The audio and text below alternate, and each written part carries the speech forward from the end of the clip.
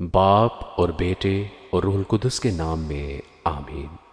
ہمارے لیے آج کی تلاوت اشعیاء نبی کا صحیفہ، اس کا 29واں باب، اس کی 17ویں سے 24ویں آیت تک۔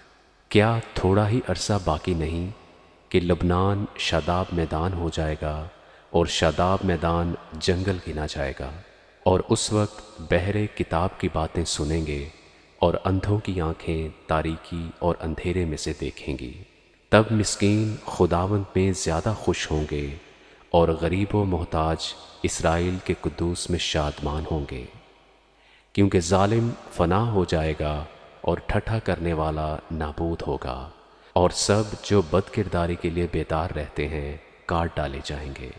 یعنی جو آدمی کو اس کے مقدمہ میں مجرم ٹھہراتے اور اس کے لیے جس نے عدالت سے پھاٹک پر مقدمہ فیصل کیا پھندہ لگاتے اور راست باز کو بے سبب برگشتہ کرتے ہیں۔ اس لیے خداوند جو ابراہیم کا نجات دینے والا ہے، یعقوب کے خاندان کے حق میں یوں فرماتا ہے کہ یعقوب اب شرمندہ نہ ہوگا اور وہ ہرگز ردرو نہ ہوگا، بلکہ اس کے فرزند اپنے درمیان میری دستکاری دیکھ کر میرے نام کی تقدیس کریں گے۔ ہاں، وہ یعقوب کے قدوس کی تقدیس کریں گے اور اسرائیل کے خدا سے ڈریں گے، اور وہ بھی جو روح میں گمراہ ہیں فہم حاصل کریں گے اور بڑبڑانے والے تعلیم پذیر ہوں گے۔ پاک کلام کے پڑھے اور سنے جانے پر خدا کی برکت ہو، خدا کا شکر ہو، آمین۔